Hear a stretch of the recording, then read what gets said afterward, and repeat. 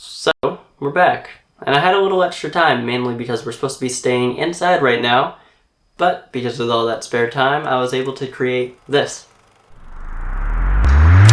Brace yourselves.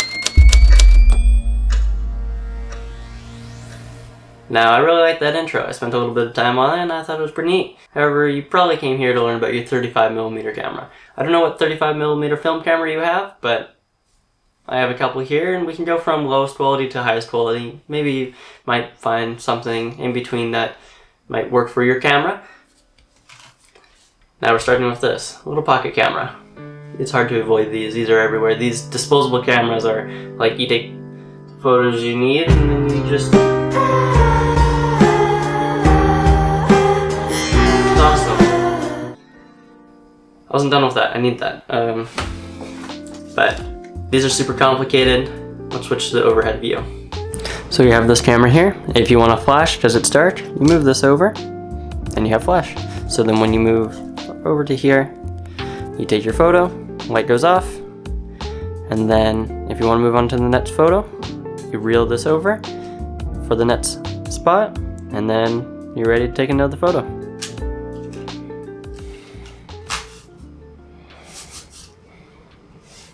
Okay, so maybe they're not that complicated. You take your photos, reel back, and dispose of it. Yeah, okay. Anyways, moving on to the next one. You may find these ones. Little plastic cameras that are reusable. Isn't that important? But that means you can use whatever film you want to use. You can use Portra 400 in here if you really want with the plastic lens, but hey, it's a film camera. And you may want to use weird types of film, like maybe a thrift store film, or any kind of film you want, really. Make your own film, I guess. But these are a little bit nicer than those disposable cameras, mainly because you can reuse it. But let's switch over to the overhead to see how to use this. So let's go to that. Alright, so now we're on to this camera here. We'll remove this, and as you can see right here, it's at ISO 400. And say we're going to use Kodak 200. So you're going to want to move this down to when it says 200. So then it knows the correct exposure for the film. And then we go back here and we're going to open this up. We're going to put the film right here in the bottom. Usually there's a little tongue to the film, so you would take the tongue, pull it all the way over here, make sure it catches onto these gears, and then for this one, you put it right where this little metal clip is here. And then once you have that all ready to go, you close it up. After you close this up, you're ready to go. You take your photo, so then it moves automatically to the next portion of the film. And then once you're done, you go back to the bottom here, you press this button, and then you reel it back into the canister, or once it makes that noise it was giving you there, you open it up and you take out your little canister of film.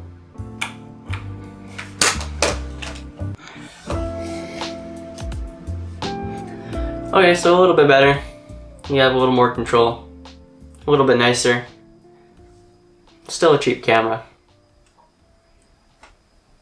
That's fine. That's fine. But now we're moving on to the next one.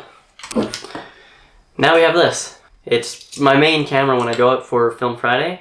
When I'm not here doing Film Friday, I would be out doing Film Friday and getting film photos, which is more fun than being quarantined. But gotta stay safe. Gotta... Ow. Mission failed. We'll get them next time. What was I saying? Flatten the curve. We gotta flatten the curve. Stay home. That's what I was saying. But that's a tangent. Let's move back to the film camera. Now this camera, you have full control. You can choose the shutter speed, you can choose the aperture, you can choose the ISO, you can choose the film. And that's a lot more control than any of them. You can also even put a external flash onto it. You can also put on a transmitter and then hook it up to a flash, and then you also have an off-camera flash, and now you have that control. It's kind of like the flagship of all the 35mm film cameras I showed you. But anyways, I like these more. This one definitely take a beating. This has been with me through all my filmic adventures and crashes, which I don't think I've showed my crashes and falls on the videos, mainly because they weren't recorded, but it's made of metal, it can take it. So, I mean, don't go out throwing the camera and treating it like it's a piece of metal. I mean, it is. Just keep your camera in good condition. Don't try to drop it. So let's just move on to the other camera angle. And okay, so now we're on to this camera here. So once you get started, we're gonna open up the back. For me, it's down on the side here. For some cameras, you lift this up and then you pull upwards, and then that's when this would pop out. But for me, it's on the side, so we'll just do it on the side. So now you have your little film canister. You'll put it in right here, and you're going to take the little tongue of the film, you're going to put it all over here, make sure it catches in the gears, and then you're going to put the little tongue right into this little open area here. So then once you reel it, it catches and moves on to the next portion of the film. So we're just going to close this up. There we go. Make sure it's closed. You don't want it to open while you have film in there. Right here, if you can see that. See this here? It's gonna move once we reel the next portion of the film. So we're gonna take another shot. And there we go. Now it's on 1. So that means once you click the shutter button, then that's gonna be your first photo. So we just took our first photo, and now we reeled, so now we have the second photo. Now this is how you change your shutter speed. And right here at the top, it says 400, so we got to change that, and we got to change it to 200, so that it's a correct exposure if we're doing it automatically. So here, this is how you change aperture on the lens, and this is how you would focus. Now this hot shoe here, if you want to put a flash onto it, this is a universal pin, so it would connect to any flash. Once you're done, you're going to push this button here, and this one you'd have to hold. And then you're going to get this top part, and you're going to reel right back into the canister. And once it's going to have some tension, just like this, it'll be kind of more difficult. And once it's loose like this, you can stop. You should also hear it click. But then, once you open it, all the film should be back into here. You're ready to take it out and put a new one in. Now the feature that I showed in the video, this right here. See if I can catch the light. See that little trap door? That stops all light coming in this way. So if you're doing a longer exposure, none of the light that goes through this can leak into the light box in the camera. Now if you wanted to change lenses, you just hold that down, twist. There we go. Now you can grab your new lens. Let's say this one here. So you're going to find this little red dot in here, and you're going to connect to that red dot there.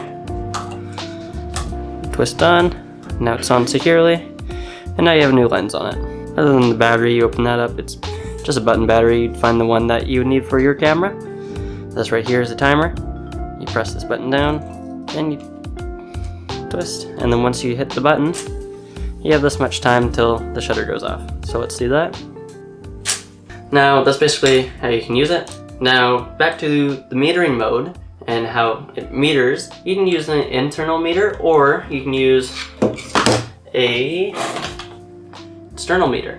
Now this can calculate the light externally from here, and it can be a little more selective.